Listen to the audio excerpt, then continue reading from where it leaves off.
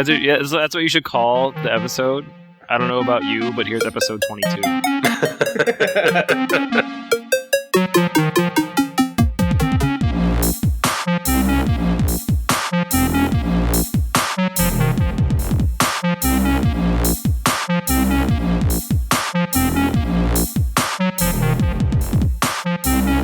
What's going on, everyone? You're listening to episode 22 of the recurring Bosscast, Split Kick's fortnightly podcast.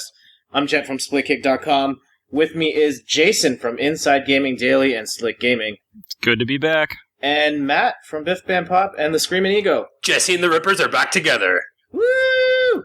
So yes, this is the first show we've done in a while with all three of us here. Yeah. Jason, last time you were off in Indiana, correct? I was back in Indiana, that's right. What were you doing there? One of my friends from Purdue University got married, and I was actually in the wedding, so we went back there and enjoyed the hotness of Indiana, and went to the wedding, saw the family again, so it was pretty nice. Nice. Did the suit fit okay? Oh, yeah, it fit fine. And I made sure, but I never had to wear suspenders before until this suit, so when they were in the package, I was like, oh man, how do I do these? I don't want to look weird in front of these people, not knowing how to put on my suspenders. But I figured it out. What made it worse was that the guy next to me was like, oh, I can't put these on because his were actually broken. But I had no idea that they were broken. So I'm like, oh, it must just be, hard or something. But no, his were just broken. Well, if those were broken, how would you put them on? He didn't wear them. Oh, so. No. Yeah, but we had a vest, so it was covered up. But nice. Yeah. Also, that guy was also missing his cufflinks. So he was suspenderless and cufflinkless. He was just a mess. Yeah. Yeah, I don't even know why. No, I'm kidding. Yeah, but it turned out okay. That's good. At the wedding I was at recently, it was also the first time I wore suspenders. And call me ignorant, but I always thought that pants had the loops for the belt buckles on them, and that therefore suspenders were useless. Why would you need that if all the pants have the hoops on them? Mm-hmm. Turns out the pants that we had did not have hoops on them for belts, and that's why they are suspenders. Yeah, it's a terrible revelation if you don't own suspenders. You're like, don't worry, I got this. I just need a belt. Oh, man. Yeah, I blew my mind. The more you know. Mm-hmm. We didn't have an animation for that. We say it so much. I don't know how you're going to have an animation in a podcast, but we need to figure it out. I'm just making the hand swooshing across like the star in the rainbow.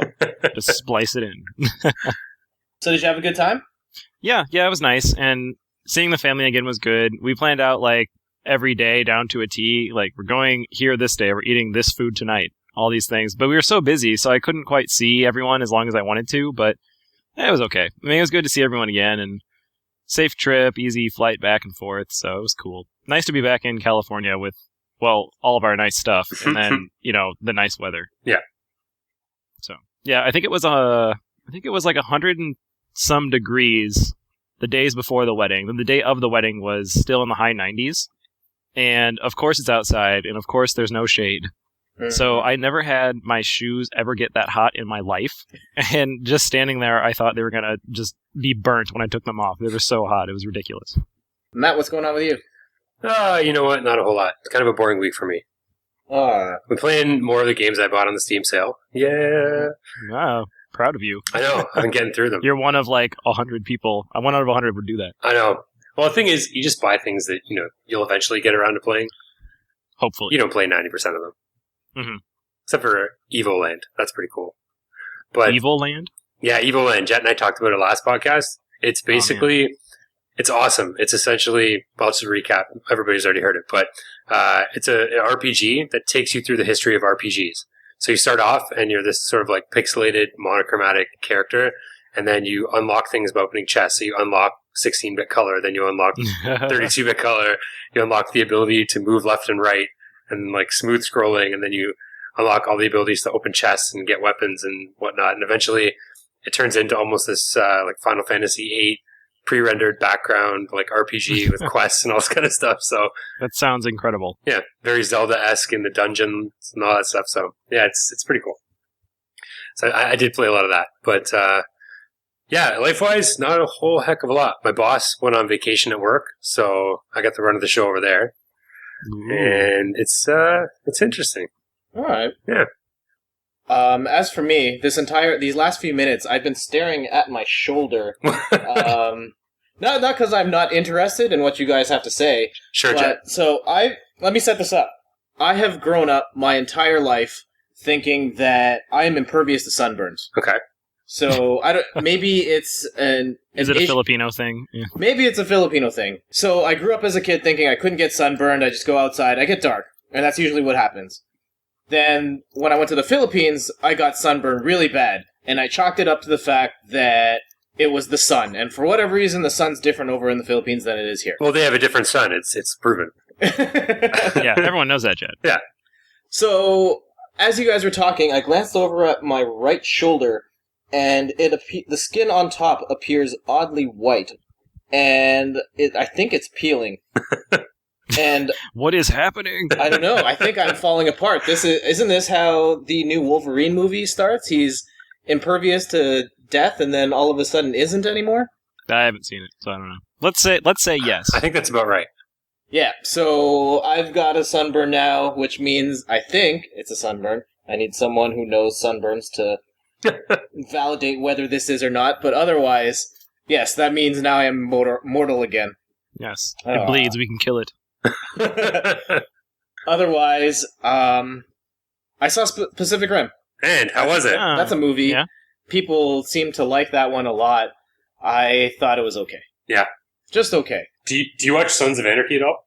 No. Oh, okay. I just wanted to get your opinion because he's the guy from Sons of Anarchy. And I don't know. I can't see him. His character is pretty ridiculous in that movie. Yeah. Explain though. Ridiculous how? He is a dealer in black market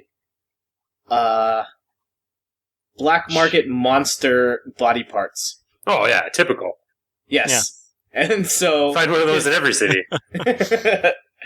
And so that's his entire hustle, and he's very serious about his craft. Got it.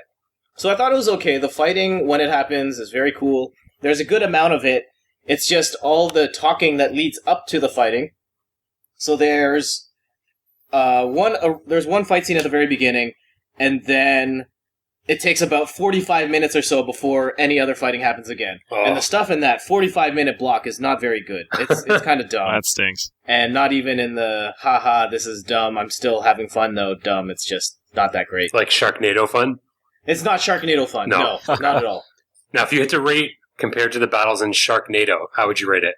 Funny thing, there are actually a number of moments in Pacific Rim that were identical to moments in Sharknado. Oh my god. Amazing. Some of the most ridiculous stuff that happens in Pacific Rim also happens in Sharknado. Well, it makes sense. I heard they had similar budgets. Yeah. Exactly. Yeah.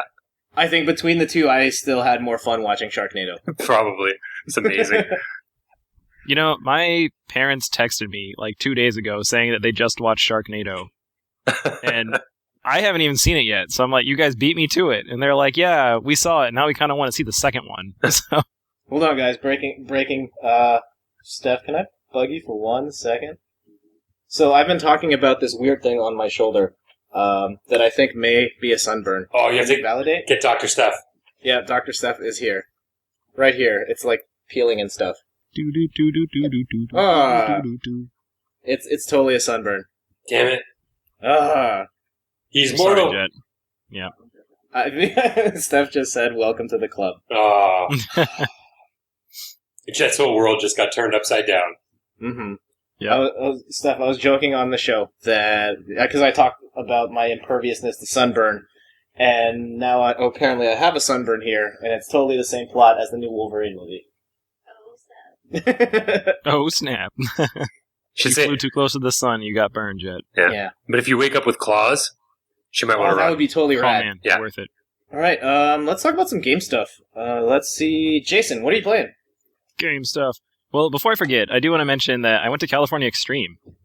I think might have been before the last time we recorded, so that was pretty cool. Big arcade game show. Yeah, so it was in Santa Clara, so it's really close to where Laura and my apartment is, and my brother came from Los Angeles to go with us too, and it was pretty sweet. I mean, I would say there was, I gotta think off the top of my head, maybe 200-ish arcade games. I don't know if that's about right.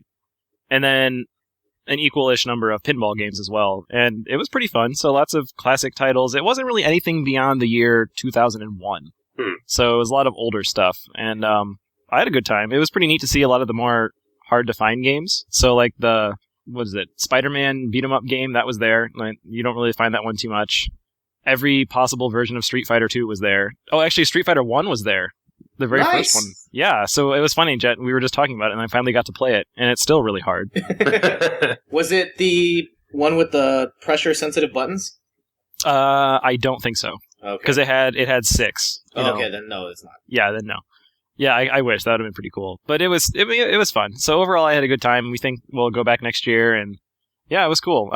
It kind of smelled bad, but beyond that, it was okay.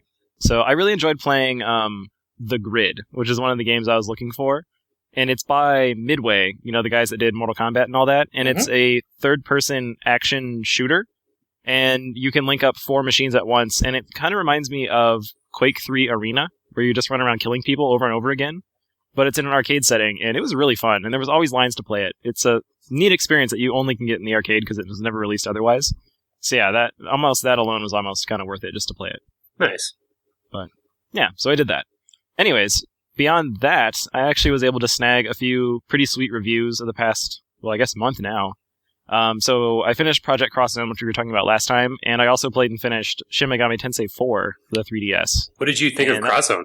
Project Cross Zone was cool. I think I say it a lot in the review, it's only good if you really enjoy, or if you really know the characters that are in it. Yeah, that's what I've heard too. So if you know, the more you know, the better you will enjoy it, like quite literally. So if you only know 20% of the characters, you're not going to enjoy it as much as someone that knows like 40%. Yeah. And I can't imagine anyone that knows all of them, because there's some characters I'm like, who are you? Like, I have no idea. But it's pretty neat because every asset is taken from the worlds that they come from. So even like, Mega Man and Zero are in it, Mega Man X and Zero, but then also Tron Bonne and all the serve bots. And then when they're there, it plays the music from those games. And then the enemies are like the enemies from Mega Man Legends. And it's pretty neat. So if you know everything like that, you appreciate it. And one of the more surprising things was the writing is actually really well done. So it's super, super witty. One of the first things you'll see when you run into Ryu and Ken is that they know Jin Kazama because, you know, they fought each other in Street Fighter Cross Tekken. And so they reference that game. And then when they talk about other characters like, let's say Mega Man again, they're like, you look familiar, but I don't think I know you, because they know Mega Man from Marvel vs. Capcom, but not Mega Man X. And so it's like, it's really unique and kind of witty. So I thought that was pretty sweet. Nice. But overall, I think I gave it like a 7. It's just kind of average, because you don't do much in terms of actual gameplay. I've noticed a lot of stores around here have dropped the price on that game to $30 rather than the usual $40. Do you think it's worth it? Is it the $30 for the limited edition? No. No. Okay. Because I think it's, like we were talking about before, Jett, it'll probably be one that's like super niche and for a certain specific market, so it might be hard to find, but I'd say it's a solid $20 game. Okay. I had a couple of internal crises, for lack of a better term, around some games I saw at the store over the weekend. Mm-hmm. It was that one for $30. It was Ni no Kuni for $30. Yes, Ni no Kuni for $30. Best Buy has that too. Yes, all the stores have it for $30. I think I'm going to wait for that one to hit $20. Oh man, I don't know. You think it will? Yeah. I maybe don't in know. a few years. I mean, maybe when PS4 is out, you could. Maybe, but it's $30 everywhere. All the stores I went to had only 1 or 2 copies left. Right. I don't know if I'm willing to throw down $30 on a game that's 100 hours long that I may or may not get even close to finishing. Yeah, that's true. Well, for what it's worth, I would say the majority of video game characters in Project Cross Zone would be fighting game characters. I don't know. That's probably not true. But you know a lot of them, and so you might appreciate it more. But overall, I'd say just go with Ni no Kuni. Ni no Kuni is probably the better game at $30. Yeah. The other one I was debating was Defiance for $20. I've never played an MMO before. I'm not going to play PC game, period. At least not at this point in my life. I'm not there yet. And on Xbox and PlayStation, it's $20. Though I've heard at best it's a middle-of-the-road mediocre game. Yeah. And I got to thinking, well, if I'm going to spend $20 a game, how about if I throw in an extra 10 and play one of these 2 games? And then ultimately, I just confused myself to the point where I was like, you know what? I'm just going to walk out of the store. What's a video game? Taking my wallet and going home. Yes. Yeah. Well, anyways, beyond that, I'm actually playing right now Dragon's Crown for the PS3. Oh, So nice. It's pretty cool. Yeah, I was fortunate to get an early copy, and it's pretty fun. It's by Atlas, just like Shin Megami Tensei, but it's how would you define it? I guess action RPG.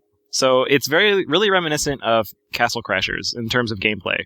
Not quite as zany and funny, but yeah. So you pick your character, and you have 6 different RPG, archetypes to choose from, and you just go around doing certain missions and killing stuff, leveling up, getting new loot. Kind of feels like Diablo in terms of the loot hunt, and then everything you do is narrated, almost like Bastion. Wow. And that was pretty cool too. And then, of course, it's got the beautiful hand-drawn visuals, and I mean the backgrounds are just stunning. It's really, really good looking, and it's online multiplayer after you do the first few tutorial zones, and then it's super replayable, multiple levels, different difficulties. So far, it's been pretty good. Nice. That's coming over Vita too, right? Yeah, and I thought they initially wanted to do crossplay, but I don't think you can anymore. But all the saves sync, so if you play on the Vita, you can go back home and play on your PS3 with the same save, same characters. Nice cross save. Yeah, it's a pretty neat feature. But yeah, that's what I've been playing. So it's taking up my time. Oh, and then Animal Crossing, of course. Took over your life. Yep, it's still it's a morning routine now. Like when I'm on my break at work, I got to get my fossils. So. Anything else you played, Jason?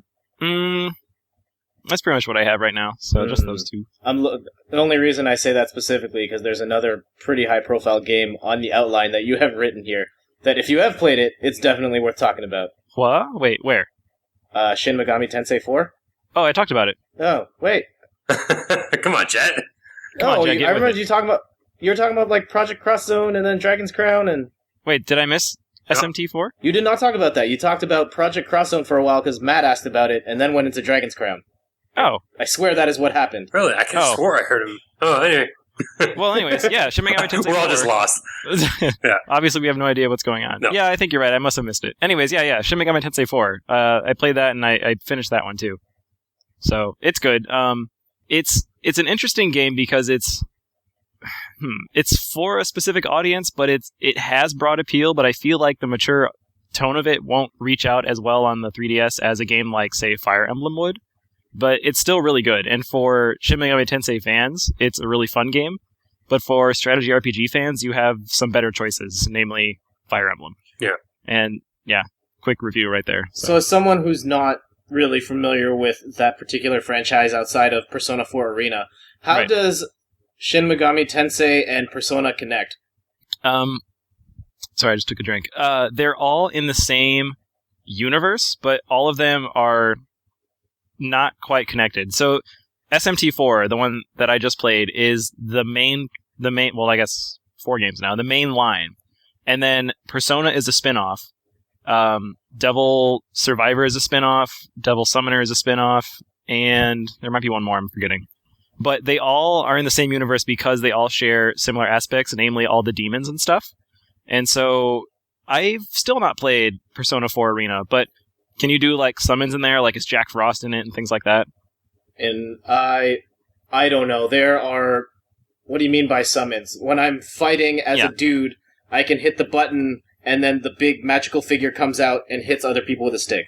Yeah, that thing. Okay. See, so those things are in like every game. Okay. And there's a few hundred. I think there's 200 in SMT4, and there's probably like 150 of those will be in a different game. And that's kind of how it always connects. And all of them usually regard, for lack of a better word, like heaven and hell and Satan taking over and the world always coming to an end. But they're all kind of separate. But the interesting thing about SMT4 is that one of the main antagonists is in a different game in a different universe. So I wonder if they're trying to like connect them. And it's like, I saw it and I'm like, whoa, man, what's going on? But yeah, so it's good. It's worth it. And it has the deal is going on through August. If you buy SMT4 and Fire Emblem, you get $30 in Nintendo credit, nice. Which is a pretty phenomenal deal because they're both good games. So I recommend Fire Emblem. Yeah, if you already have it, that's fine. You just have to register on Club Nintendo. Then if you get SMT4, you can get the $30. But for some reason, SMT4 is $50 and not $35 or anything. It's kind of expensive. So gameplay-wise, is it just traditional JRPG or something else? Yes and no, because when you are, it's like a blend of three. When you're in towns, it's all menu based, like a dungeon crawler. So if you want to go to the blacksmith, you just click on blacksmith and you go there. And then when you go into the dungeons, it switches to a 3D third person view, and the enemies appear on the screen, and you can like strike them to get a preemptive attack, or they run into you and they attack first.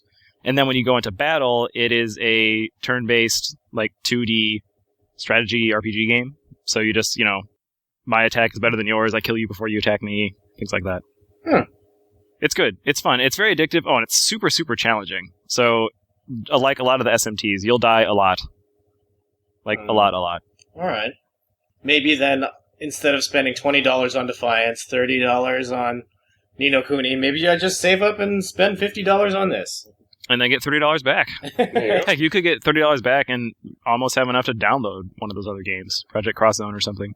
It could happen. I will think about that, but I think you may have sold me on Shin Megami Tensei 4 as something I should play at some point. It's fun.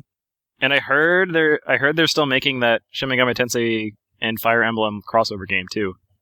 All right, so maybe I will do that in preparation. There you go. Perfect. Matt, what do you got going on?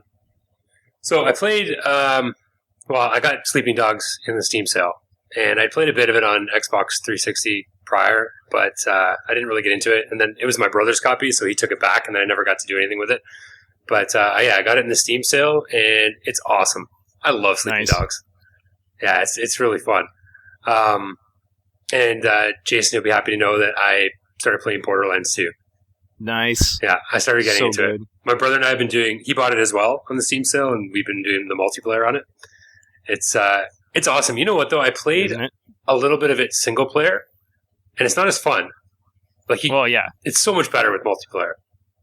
It depends. I think there are merits to both. I played most of the first game with my brother, and the second game I played almost exclusively by myself. The thing I like about playing Borderlands 2 by myself is that I have full control of where I want to go, and I get all the loot. The loot's not as good. I don't have to fight anyone for the loot, but it's all mine. Fair enough. So I played most of that through, by myself, and I was fine. But then again, I did finish the first Borderlands twice through to completion, and Borderlands 2, which I played almost all by myself, I only got partway through my second playthrough and just stopped. Yeah. So maybe you are right, Matt, in that it is still the superior way to play. Well, I do kind of agree with you in one sense that every time there's a vehicle, we fight to see who's driving. Right. And it's just always spawn another one. Yeah. Whoever gets there first gets in, or we spawn two, and then I'm somewhere and he's somewhere completely different because he took a different path, and then we spend, half the time we're playing trying to catch up with each other. Right. But, I don't know. I like the multiplayer on it. Which character are you playing as? I'm playing as the Axel? No, Axton. Axton, yeah. And John has got... Who is he playing as? Zero, that's who I The was. sniper? Yeah. That's kind of... I was thinking of doing Zero because I like in shooting games, sniping is kind of where I'm at. That's what I like to do. But then I figured, if I'm spending a lot of time playing this single player, I'm probably not going to want to do that all the time. So I went with the gun guy, Commando. So have their catchphrases been embedded into your brain yet? Pretty much. Yeah. That's how it's going to be the rest of the game. So yeah, and then after you're done playing, you just continue to repeat them over and over again. Yeah, I could probably say a few. And I remember they patched in some new ones in the middle of the game's release, and I was like, whoa, he's never said this in 2 weeks. It must be cool, but it was just a patch. So. Yeah. Nothing will beat 50 Cent Blood on the Sand for catchphrases in a video game. Really? What does he say? Yeah. It is the best. And you can actually buy taunt packs which upgrade the taunts that you can say with the press of, I think, the right stick. My favorite one is still... I'm going to have to censor this a little bit. That's okay. But my favorite one was Tony Yayo, and he says, "I'm going to kill your whole generation." Oh my god. I think I might know where the censor was. Me too. But it's also impossible to kill someone's whole generation. Yeah, it's true. Which probably includes himself, too. Exactly. Yeah. If they're around the same age. Oh, man. Some of the best just one-liners in that game. Also, yo, 50, hit that ramp. And just the whole moment. Oh my god! Are you guys familiar with that moment in 50 Cent Blood on the Sand? No. I've never played it. So, for you are driving down the streets of this Middle Eastern city, chasing some guy in a Hummer, and at a certain point, Tony Yayo yells, "Yo, 50, hit that ramp!" And someone has dropped a ramp in the middle of the street for no reason whatsoever. So you go and hit the ramp, and as you're slow motion jumping off the ramp, everything behind you explodes for no reason whatsoever. It's awesome. One of the greatest moments of stupid awesome in a video game ever. Yeah. I feel like taking away Street Fighter, I think the game Jett talked about most, the entire year's worth of this series has been 50 Cent Blood on the Sand. Because it's a good game. Like, not even for the dumb parts. It is legitimately an alright Gears of War clone. I've actually heard that. It's pretty Yeah, impressive. I've heard it too. If you can get past the fact that it's 50 Cent in the Middle East for absolutely no reason. We have 2 copies of that in the house. Oh 2. my. 2 copies. Well, that was before Steph and I moved in together. She got a copy of the game, then I got one, and we played some online co-op, and... I was going to say, though, with 2 copies, I'm pretty sure you own like 50% of the company. It was really funny. The first time we went... This was years after the fact. The first time we tried to pair up online, we didn't really know what we were doing, so we just went into a public lobby, and guess how many other people were playing that game? How many? 50. 1. Oh. There was one other person in the world playing 50 Cent Blood on the Sand besides us 2.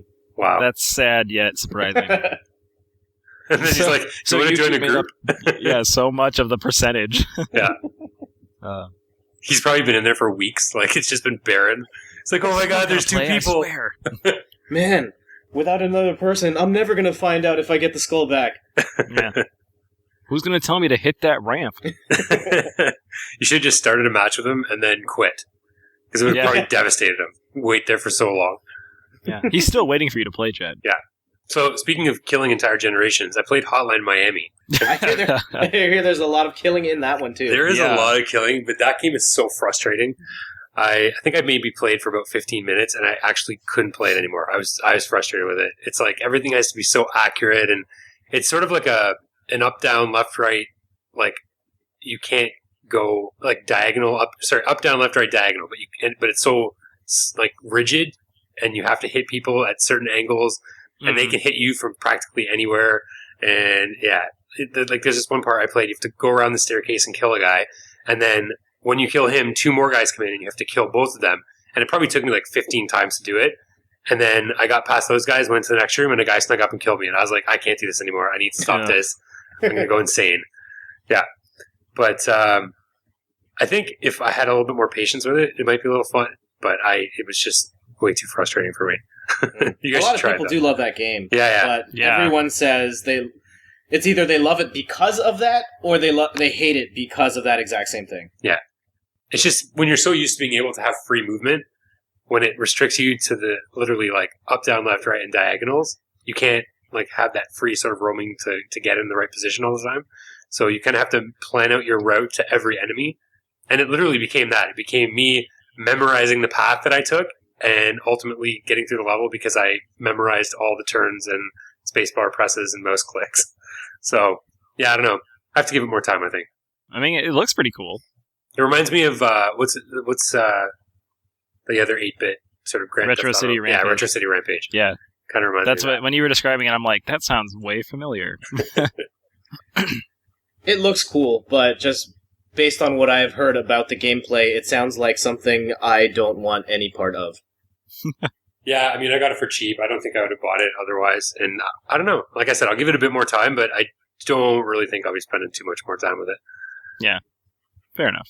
I've played and beaten Tomb Raider since the last time we talked. Nice. Ooh, nice. I've heard it's fantastic. Really fantastic game. I've seen some of the reviews and people are saying, yeah, this is really great. But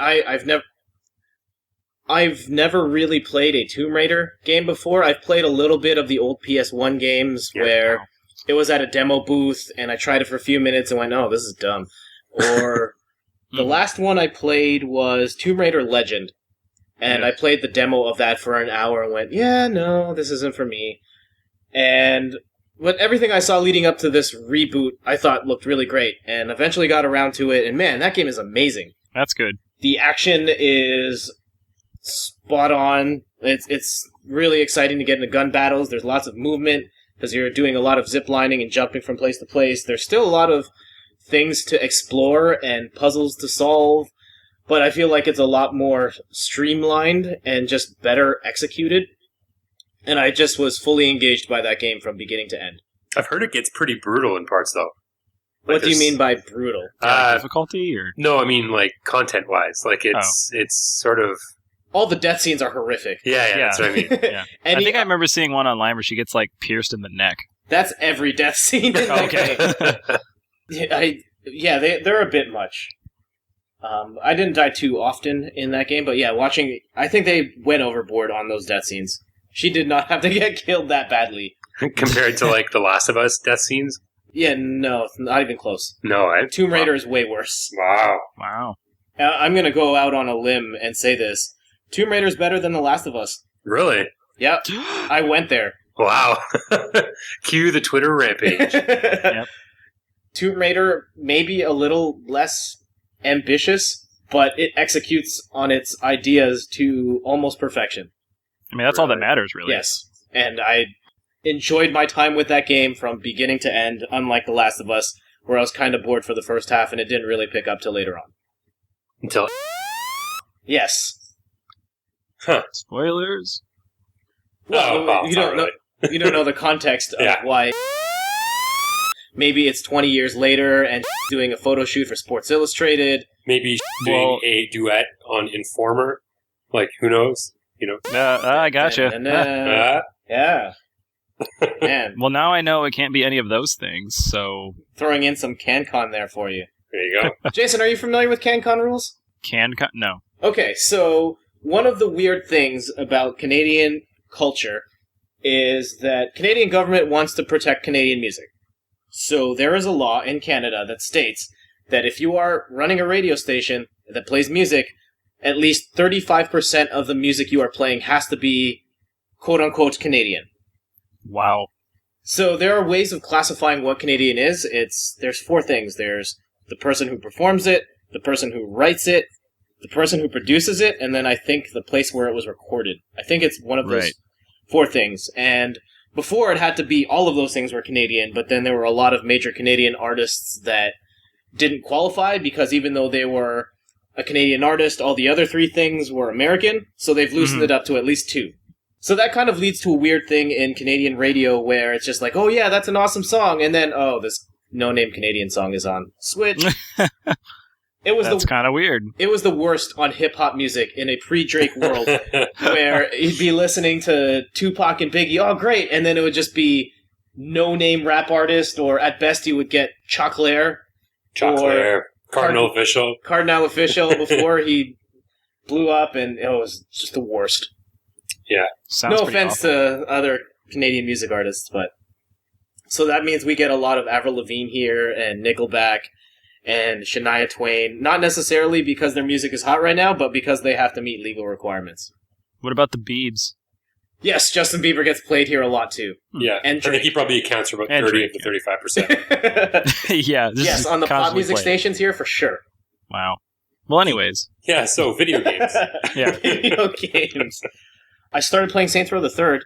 What'd you think? So I haven't played any of the other Saints Row games before, except for the demo of the first one, which I really hated. And you love this one, don't you? Come on, you love it. It's awesome. So far, I think it is okay. I get why people like it so much, and that it kind of skips all the pretense and lets you go straight to the crazy stuff. Yeah. And some of the story stuff is really wacky. Mechanically, it's okay. The shooting isn't all that interesting. The driving is... I think driving is more fun than in Grand Theft Auto 4, but it's nothing remarkable. At least, the last open-world game I played was Sleeping Dogs, and the gameplay hook of that just grabbed me immediately, and I couldn't put it down. Just the whole, throwing in Batman-style combat, awesome. And I just don't feel like there's a mechanical gameplay hook here that is as strong. It's the counter. That's it. Counter is what makes the fighting engine great in all of the games that you like. Mm-hmm. If a game doesn't have the counter attack, and Yeah. it's no good. Yeah. Can you counterattack in Tomb Raider? Yes, actually. See, there you go. The other game I've been playing is Luigi's Mansion. I'm almost done. Just before the show, I finished off the second last level of the game. And man, it is hard! Yeah, that one's hard. That level is insane! It is yeah, it's just tough. a half hour of just non-stop action under the most ridiculous circumstances. I'm not gonna... It's not really a spoiler, but it's very hard, and it took me a few hours actually to beat it, and then the final run took me like half hour to beat. Mhm. Wow. Fortunately, the last stage isn't quite as challenging. I mean, it's challenging, but you'll get through it. And I did get through it, and I'll probably finish off that game by the time the show goes live. And yeah, it was pretty good. I'm just going to do my review now, and even though I haven't quite finished it yet, it's pretty good. I got really annoyed at the fact that it wasn't very clear. It didn't give enough hints as to what you were supposed to do. Definitely. And I really hated the fact that you cannot save mid-mission. Yeah. And there's no checkpoints. No, horrible. Well, at least that part of it. So you kind of had to commit to finishing a mission from beginning to end, otherwise you're kind of screwed. Also, if you died, so that one level, which is really hard, I died at the very last sequence, and you had to start the level all over again. Not having save points on portable games baffles me. Yeah, True. it totally Like, it does. seems totally counterintuitive. Like, I want to No, play absolutely. this for 10 or 15 minutes, but I can't because there's no save point. And if I put it in my pocket and it runs out of battery, then I'm screwed. That almost happened Yeah. to me today. I was on the last part of that level, and I saw the red light flickering, and I was like, I had only 20 health left. I'm like, oh my goodness, I either need to beat this now, or else I'm going to have to restart this whole thing, or the battery's going to die, so I got to do it fast. And I ended up dying before the battery did, so I just turned it off. Whatever. Oh, fair enough. So Luigi's Mansion's still pretty good, but there are parts about that game that drive me nuts. So we should talk about our topic of the week this week, and this was a suggestion from Matt, who is a super huge Grand Theft Auto fan.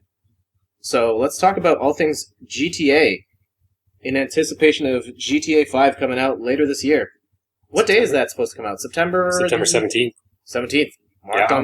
Do you have it pre-ordered, Come on Matt? Nope, I don't. I think I'm just going to take my chances and get it. I don't Yeah. think it'll be a problem. I think it'll be in surplus. I was at a GameStop and someone asked about GTA 5 and if they still had any more, they could pre-order any more, and they're like, yeah, sure. And they asked out of curiosity, like, how many copies have you gotten pre-ordered so far? And the person at the desk was like, over 200. Oh for the my whole god. store. Wow. That's incredible. Maybe it'll be the new, bestseller. It probably will. I think this is the year GTA knocks Call of Duty off as the number one selling game of the year. Well, I think somebody said at some point that GTA 5 and the new Call of Duty are going to account for something like 35 to 40% of the entire year's video game sales. Oh, my lord. That's ridiculous. Yeah, like, it's crazy. And they're not even going to be out for, maybe The rest is 2 gonna be months of Pikmin the 3, year? right? Yeah, Pikmin 3, yeah. Of course. So, Matt, Jason and I are not necessarily Grand Theft Auto savants, so Savants. we're going to hand this off to you and drive the conversation from here. And go. Drive the conversation. I get it. Ah. Just don't hijack it. Yeah, I mean, I don't know if I call myself a savant, but I have been a fan of the series pretty much since it started back in '97. And I played it as a matter of fact, my neighbor, who I also coincidentally played The Lost City of Atlantis, Indiana Jones, on his Nice. awesome computer back in the day, and I quote unquote awesome. I played this on it as well, so that was my first GTA experience came from. But we have to, I think, agree that Grand Theft Auto as a franchise pretty much revolutionized the open, like the sandbox style gaming. Absolutely. I'd say Grand Theft Auto 3. Yeah, I mean, Right. as far as 3D and sort of like third person sandbox gaming goes. But yeah, I mean, when it first started off, it was a really small studio, and they just kind of wanted to take a chance and make a game that kind of allowed players to do whatever they wanted to. They just go around and shoot things and drive and steal cars and all that kind of stuff. And I don't know if you guys know, but it was originally called Race and Chase. That was the working title for Wow. Grand Theft Auto 1. Nice. So we could be looking forward to Race and Chase 5 coming out in September if it had stuck with it. But did you guys play GTA at all, like the first one? No, I have seen someone play the first GTA once for about an hour. I was at my friend's place, and he was playing that game, and I just watched. It looked kind of cool, but it wasn't really anything I was interested in at the time. No. Jay? Yeah, I'm still actually looking for the first Grand Theft Autos for my PS1 collection, but I did play Grand Theft Auto 2 on the Dreamcast. Yeah, I was going to say, pretty much Grand Theft Auto 2 is where it sort of started. Like, that's when a lot of the attention came to it. Just for the record, though, you can actually go on Rockstar's website, and you can download Grand Theft Auto 1 and 2 for free. Ooh, nice. But that's for PC, though. Well, still. Free is free. Does it have controller support? You know what? I'm not sure. Probably not. Honestly, I doubt it, yeah. But I don't really think... I mean, you can pretty much use the keyboard for that, so... The movement isn't exactly stellar. Yeah, I remember that too. But yeah, I mean, I guess we can pretty much jump to GTA 3. Like, that's pretty much where everything started. They revamped the entire series, made it 3D, and I mean, I don't know about you guys, but I was super pumped when I heard that it was coming out, and they showed the trailers for it, and I pretty much couldn't wait. I remember it coming out, but I wasn't excited, at least not as much as you are, because I had no idea what it was. But I do remember the campaign behind it. I remember seeing the commercials and all that. And what is the guy's name? The main character in that game? Claude?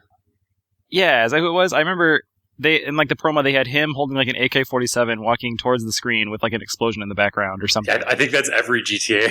Yeah, exactly. GTA commercial. Yeah. But at least when I saw that, I was like, wow, that looks kind of cool. And so I mean, it looked great. Yeah. The funny thing about GTA 3 was that it basically came out and it was like widely accepted as a fantastic game, but GTA 1 and 2 were pretty much slammed everywhere in the media. They were calling it like a murder simulator, and people were contributing the decline of society to Grand Theft Auto.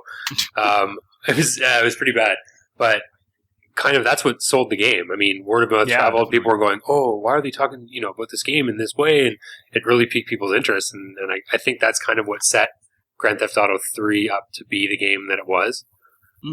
Yeah, I would say so. I mean, I feel like the thing I remember most about 3 coming out was really just all the backlash, because I'm not a huge fan of it, but I remember people saying all those things and it showing up in like reports on the news and all this stuff, murder simulator, things like that. So I feel like if anything is its legacy that I remember, it's that. Yeah. I don't think I've ever talked to someone about Grand Theft Auto 3 that's ever beaten it. The stories I always hear are, oh man, I was playing Grand Theft Auto and then I shot a whole bunch of dudes and then I ran away from the cops and tried to keep that 5-star rating for as long as possible. And tried to get away and I didn't. It was that, or I paid a hooker and then we did our thing and then I beat her up and took her money. That was one of the biggest. Those are the two stories I always hear about Grand Theft Auto 3. Kind of like your drug dealing career in Chinatown Wars? Yes. I could have finished the game, but I spent 100 hours doing drugs. I wasn't doing the drugs, I was selling the drugs. Dealing drugs. Yeah. What was that rule from, it's either, I don't know, the 10 Crack Commandments by the Notorious B.I.G.? Yeah. I can't remember what rule number it was, but never get high on your own supply. Yeah. Yeah, I'm not going to comment on that one. Just move on. Because Jason clearly hits his own stash all the time. Yeah, clearly. So yeah, I mean, obviously I was one of probably I had a PSP, and not a lot of people had them and or liked them at the time. But after GTA 3, they came out with Vice City, obviously, and which was more like an 80s kind of Miami style, sort of in the vein of Scarface, I guess would be more like it.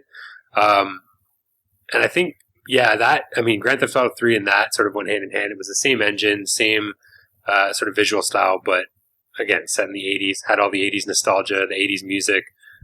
Obviously, the radio stations play a huge part in Grand Theft Auto. You can pretty much just park a car and listen to a radio station for an hour and be amused. Yeah. So I mean, I played Vice City Stories on PSP and was extremely disappointed. Oh. Why? What was wrong with that? Everything just felt so empty. I enjoyed the game, but it felt like it was being limited by the hardware. And when you have a game like GTA, which is supposed to be gigantic and open world and, wide, sprawling, and do whatever you want, when it even feels the slightest bit limited, it sort of takes that away. I hear you. I've never played the PSP games at all, but I can definitely see your point, and I'm not surprised that the PSP version of that game felt crazy limited, because that hardware was not meant to do games of that scale. No, I can picture them all just going like, oh crap, now we got to make it for the PSP. What are we going to do? Make them overhead again? Yeah, seriously. Wait, they did that, though. Isn't that what Chinatown Wars was like? Yeah. Yeah, it's overhead. So it can be done. I don't know. And Chinatown Wars was done on the DS. Yeah, the DS, of all things. Which is even... I wonder what the processing difference between the PSP and the DS is. A lot. Yeah, I would say, right? I bet. I believe screens. The rough approximation was that the Nintendo DS was roughly the same in power as a Nintendo 64. Mm-hmm. Wow. And the PSP was higher than that. I can't remember what the exact or the analogy would be. Like a PlayStation 1, maybe? Then again, you could argue that the Nintendo 64 is more powerful than a PS1, but I don't know, separate the discussion. next-gen graphics on NWO versus WCW. It was killer. Yeah. So then we have to jump to arguably my most favorite game in the entire series, which is San Andreas. Now, why do you like San Andreas over the other ones? So San Andreas I liked because it was Grand Theft Auto like the rest of them were, but it had more of like an RPG element to it, where the other GTA incarnations were like you run around, shoot things, do missions, yada yada. This one you could like determine the size and weight of your character by either working out or eating fast food all day. You could train your skills, like you could go to shooting ranges and up your weapon skills and things like that. And that really sort of immersed me in the game. Yeah. More so than any of the other ones, I think. And then also, it was much bigger than all the other games as well. So whereas GTA 3, GTA Vice City, all of those were one city, San Andreas was basically an entire state, had 3 cities in it. So when I first got into it, it was sprawling, and I just kind of sat there open mouthed like, oh man, this is going to be awesome. There's so much to explore. And yeah, I don't know, just that combined with the RPG elements, I kind of like wanted to keep my guy as gigantic and muscular as possible. And then about halfway through the game, I just didn't care anymore, and then he turned into this giant slob. But I'm sure one of you guys have played San Andreas, right? No. I've not played San Andreas. Oh man. No, you guys have I've actually only played Vice City on the PS2 games. That's it? Well, I mean, I've dabbled in 3, but I only own and have played a lot of Vice City. That's it. So what do you think of Vice City, Jason? Just to go back just a little bit. Yeah, that's fine. I liked it. I mean, it was fun. I've gone on record probably on this show and, other times not saying that I don't like the sandbox genre because it's not really for me. I like a bit more direction, but it was still fun. I mean, being able to run around and get your mission, but then just drive around town and listen to the radio and watch the cool sunset and then do some tricks and then kill people. It was, it was oddly liberating, but yeah.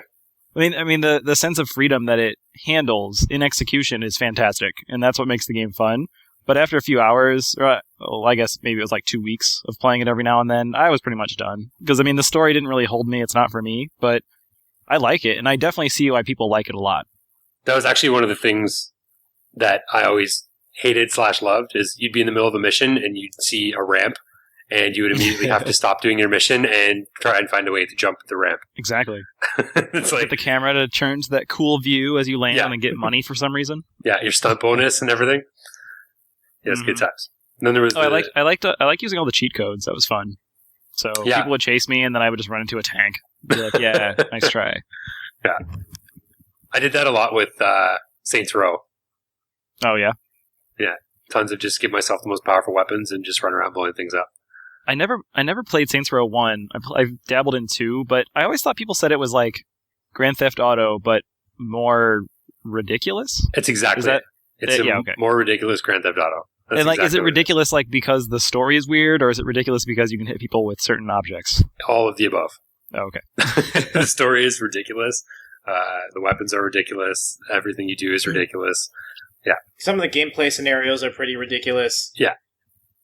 There was one in Saints Row the Third that I'm playing where you there's like an airplane explode or a jet explodes and you're jumping out of it. Not I explode, but the actual aircraft explodes and you're like ascending from the sky and you've got to shoot like cars out of the way and there's guys parachuting down and you have to like My God. either flip on your back or like down facing towards the ground to shoot these guys and you have to try and catch this girl out of the air. Stuff like that. That sounds awesome. Yeah, basically. But yeah, everything is completely ridiculous in that game. So I feel like that's something I'd like more. I mean, the reality, quote unquote, reality of GTA is cool, but I think I'd rather have that funny video game esque-ness of Saints Row more so than GTA. Yeah. That's for me. I don't know, like I'm thinking through my history of open world games, and I think I kind of like... I definitely like a little more context, and I definitely something a little more serious. I think my favorite open world games I can think of off the top of my head are Assassin's Creed 2 and Sleeping Dogs. But you didn't like Red Dead Redemption. Boggles my mind. Jett. I found it really boring. What can I say? In the first few hours I played of that game, it was interesting from a academic perspective, but it just did not grab me. And I also don't like anything Western. So Oh, lame. I guess that remember would kind of curb it. yeah, that was a big downer for me. It was okay. Like I don't think there's anything wrong with the game as it is. It's just not for me. And I think I spent about 10 hours in that game just hunting. Yeah, exactly. I think I got the game for a birthday gift, and I knew it was going to be awesome maybe 20 minutes in when I skinned, like, a rabbit or something, and then blood, like, flew onto the screen. I was like, oh, man, this game is going to be awesome. Yeah. It was cool.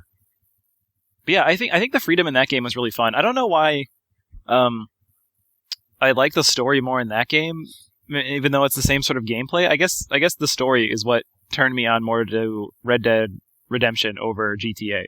I think having that solid, not gang-related thing was what really appealed to me. So maybe that's what Jett didn't like, was the cowboy-ness. That's what I liked. Yeah. It was fun. And you got to shoot people, and they'd be like, hee-haw, as they would shoot you, and you bandit! And there would be, like, cactuses and stuff. It was cool. And then you'd inevitably fall off your horse just as a cheetah came around the corner to try you. God. Yeah, or someone would, like, snipe you from far away. You're like, man! Oh, well. Then it would eat your horse, and then you have to run. Yeah. And then you become, like, a zombie later on, and all that jazz. So. Spoilers.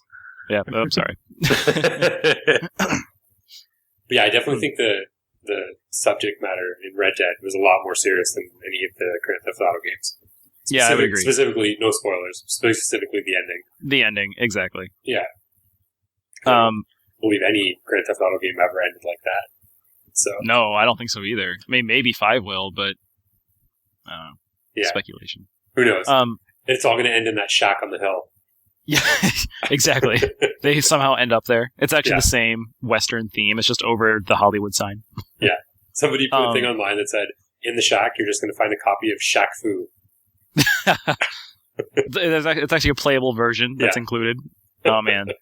Best Easter egg ever. And Rockstar Easter eggs. It could work. Yeah. Anyways, going back to what Jett said about open world games and the best one he's played, I don't know if we'd include it, but I feel like one of the better ones I played would be Fallout 3 and like Oblivion. I don't know if we'd include those into that genre. Absolutely. Yeah, I would. Absolutely. Yeah, I think I really enjoyed those. Go on. Skyrim. Yeah, obviously. Yeah, Skyrim. How can I throw? That's up there. I was just going to clarify. I have to pick Oblivion because I haven't played Skyrim yet because I'm a loser. Yeah. You're going to give me smack for not playing Red Dead, but you haven't played Skyrim yet? I feel like I don't even know you guys anymore. I think I will like Skyrim, whereas you don't like Red Dead. How are we doing a video game podcast and we have not played like two of the biggest games? It's because I would say Skyrim for sure, and even Fallout New Vegas. New Vegas.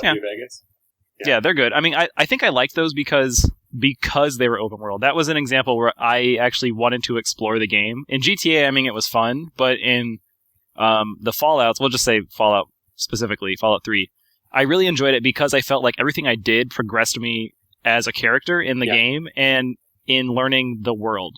So even if it was just like, oh, there's a random shack over there. In Grand Theft Auto, it would be a house, and I'd be like, it's just a house. But in this game, I'm like, oh, there could be food, or there could be a weapon, and I had to go. And I think it was much better. Yeah.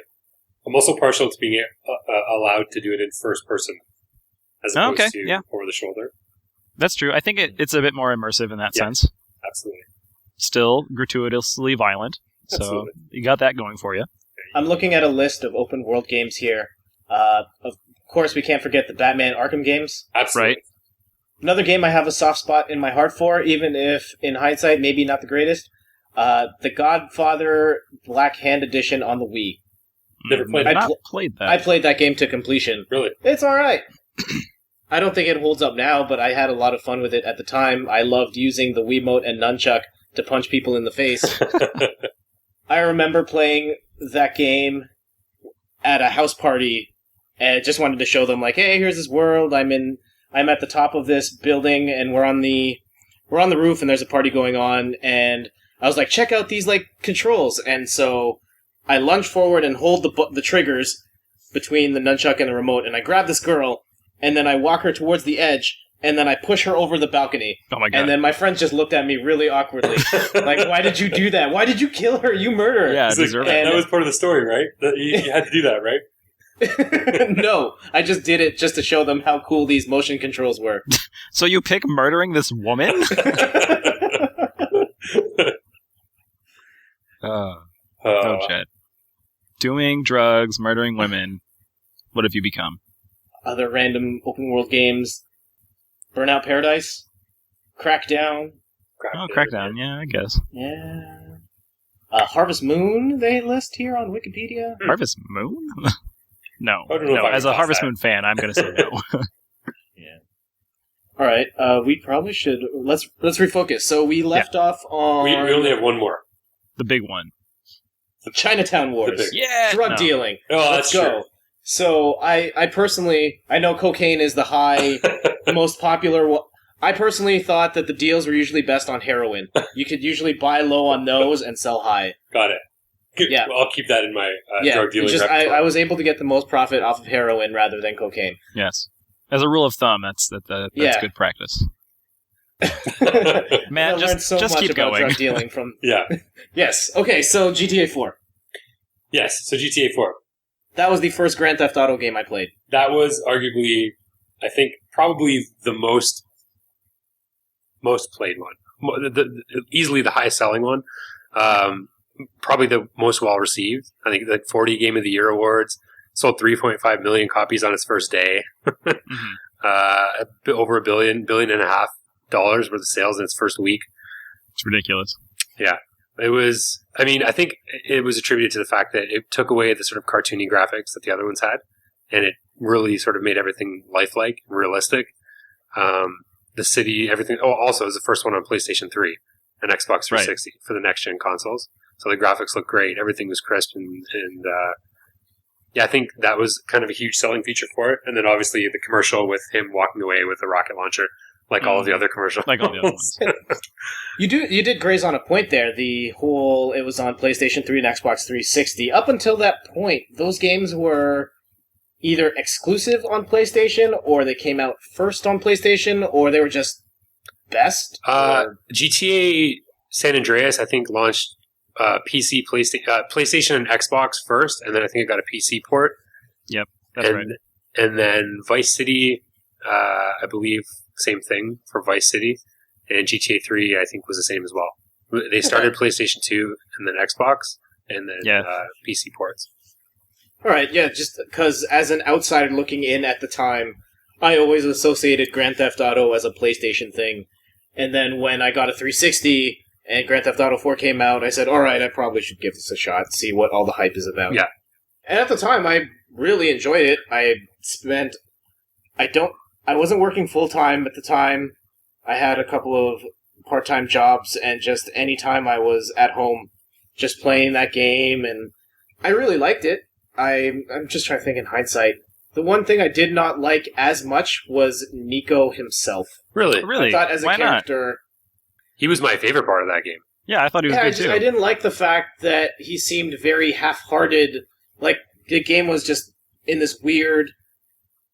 I guess the term is ludonarrative dissonance, where in the cutscenes and stuff, he's like, oh, I'm trying to live a better life.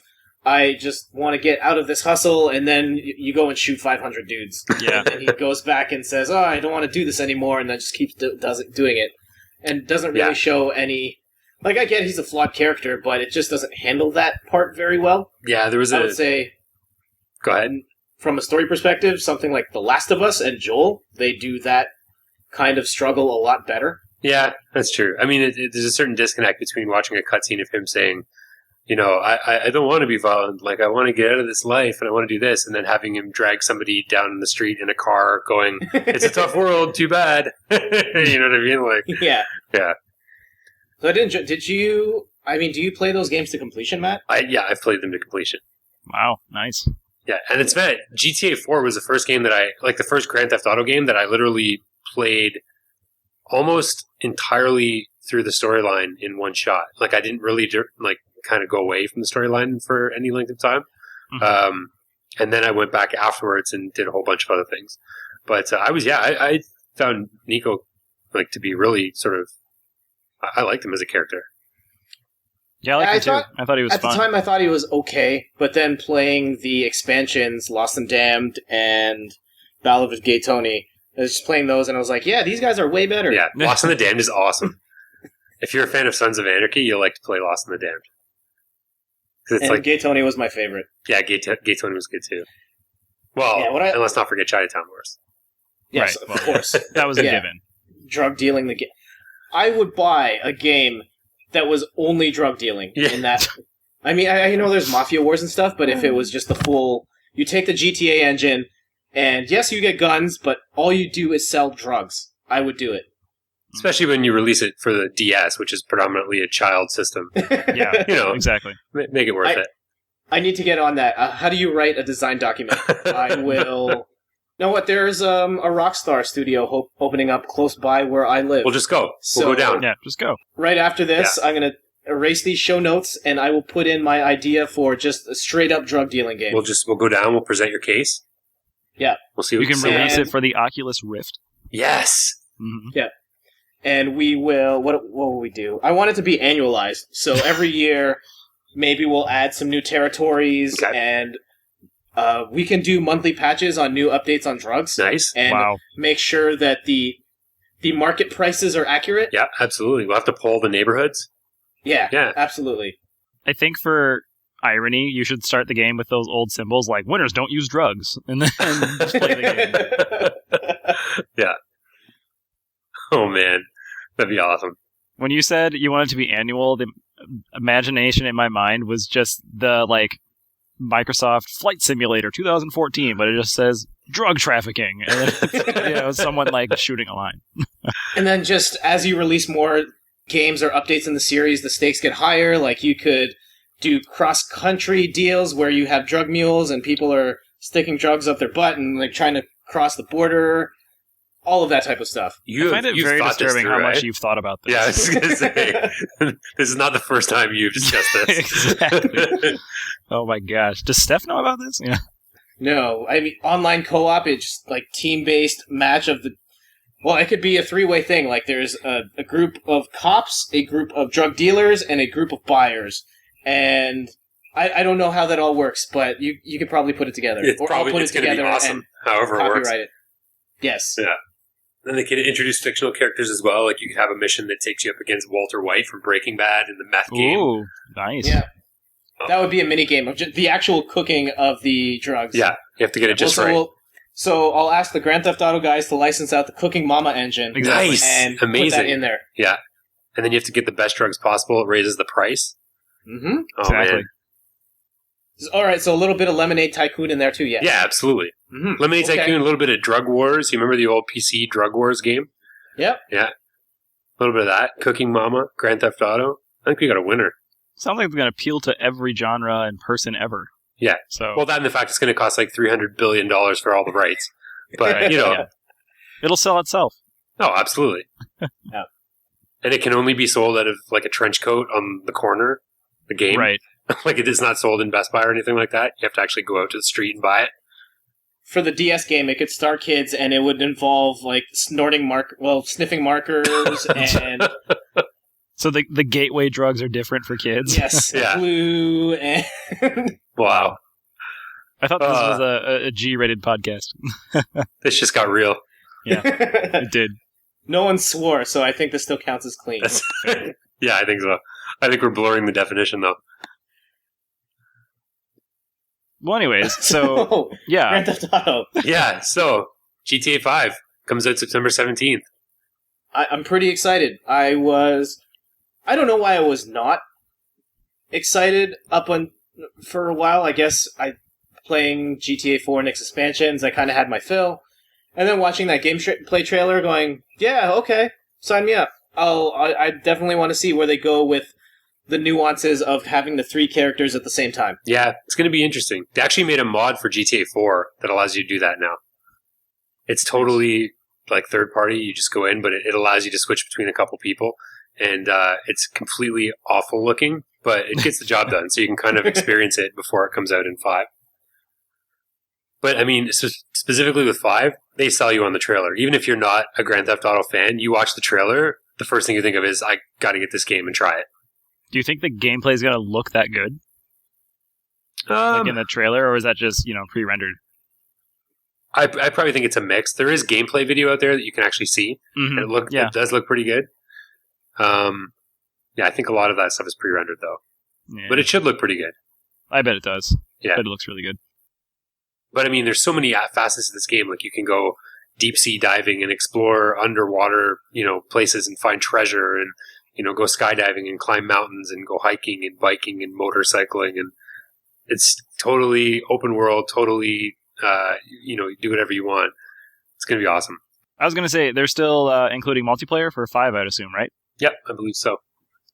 Yeah, they do hint at that at the end of that gameplay trailer, and they say they'll talk about it later. Yeah, So, did you enjoy GTA 4's multiplayer then, Matt? I did. It was the only one that I liked. Really? Yeah. Wasn't it the only one Yeah, with I think it's the only multiplayer? one. Was it the only one? I thought... Oh, yeah, maybe it was the only one. I think it's the only one. Well, there you go. That's probably why I liked it. Well, then, yeah. Then Yeah, you no, say because my that's brother and I played. We just hop in a car and go around and shoot things, but we did it together, which made it fun. I've heard if you were playing on the PC, there are certain lobbies where they stick to super realistic rules, where you have to drive on the right side of the road, and if you start misbehaving, there are people who actually play the role of cops and arrest you and put you in jail. And Totally counterintuitive for a game like Grand Theft Auto, I exactly. think. That seems kind of weird, actually. It's like, and if you crash into a car, you have to take out your insurance and get their phone numbers and make sure that everything's covered. Yeah, no thanks. Just blow up the car, take another one. one more point on my hypothetical drug dealing simulator. Are you guys familiar with the concept of audio drugs? Yeah, I've heard of those. Yes. If you Google it and you're not familiar with it, there's this whole thing going around the internet about these music tracks, for a lack of a better term, that supposedly stimulate your brain in a way that the drug would. So you could listen to the crystal meth track and it'll apparently simulate what crystal meth feels like. Have you guys ever tried the audio drugs? No. No. Okay. Well, it's all lies. It's Of course, I would Jett. never have guessed.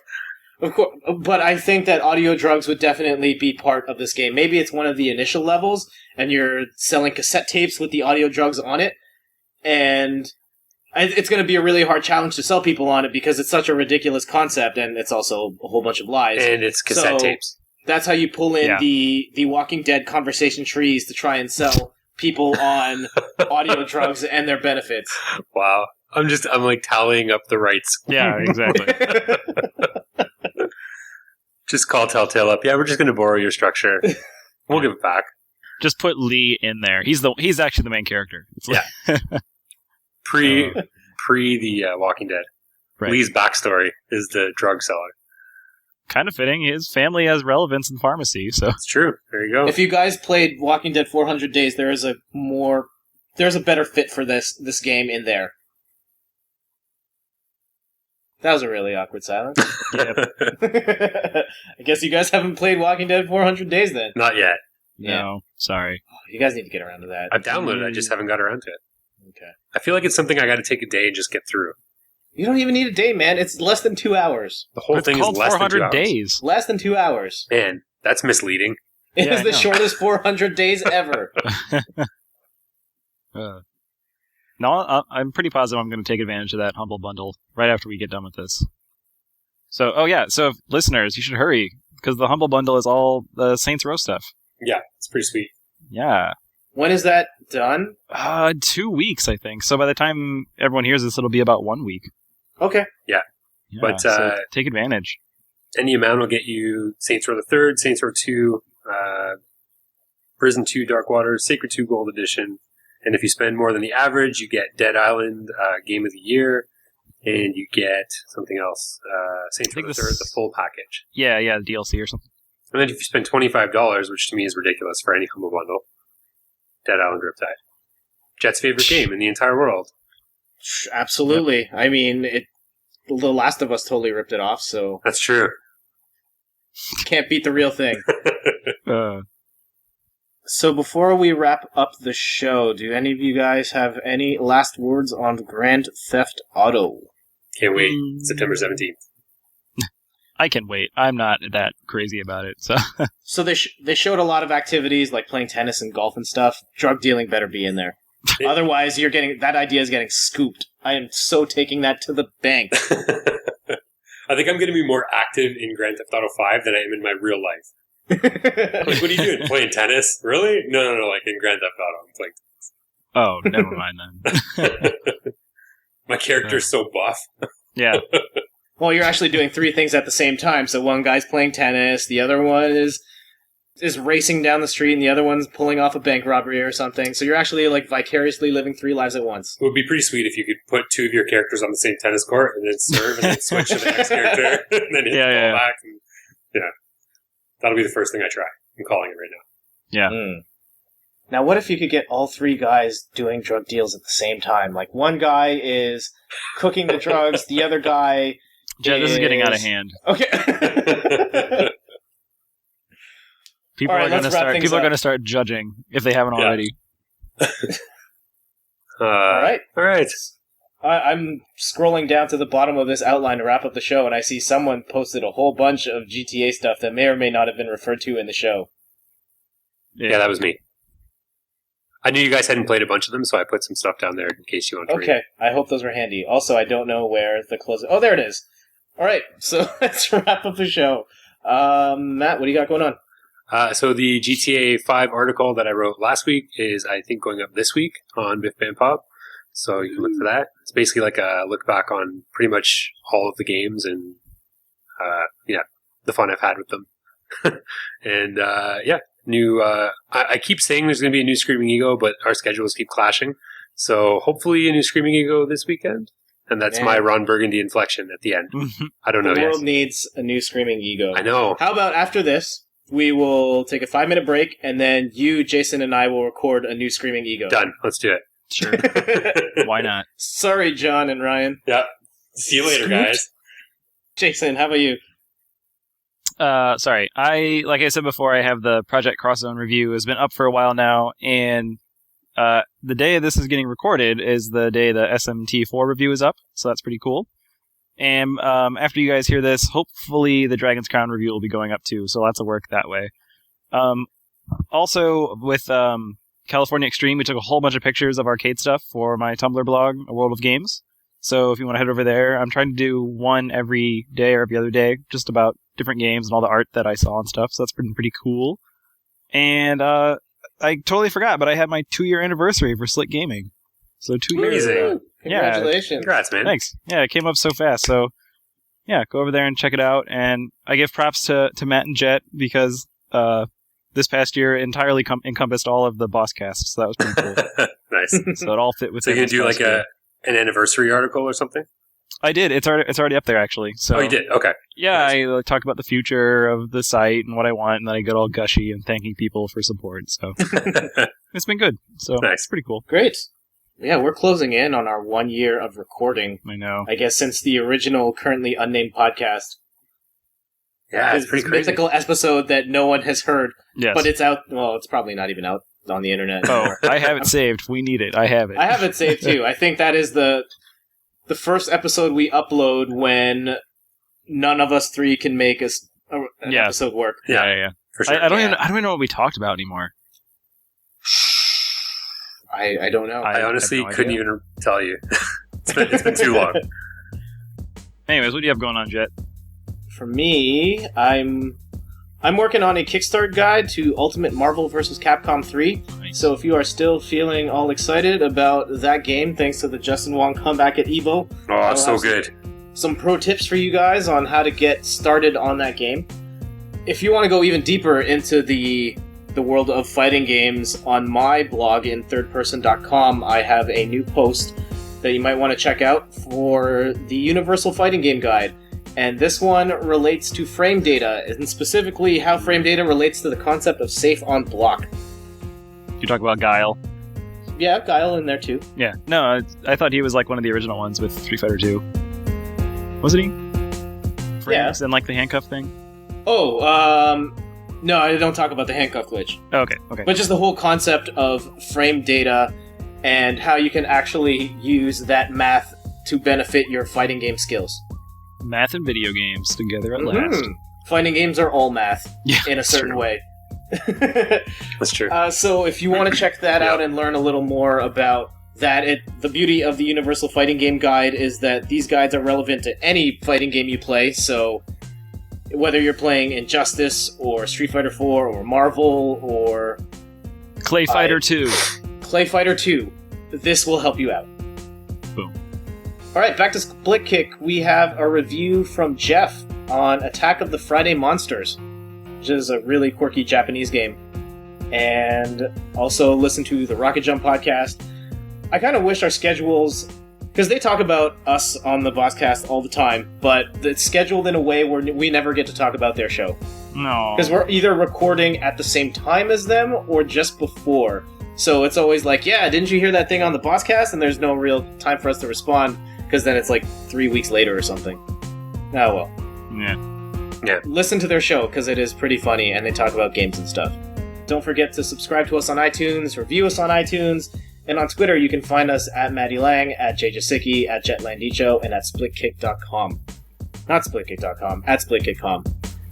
So, till next time, Jett's Drug Simulator 2014, in-store soon. It's going to be a bestseller. It's going to be dope. Yeah. Ba-doom.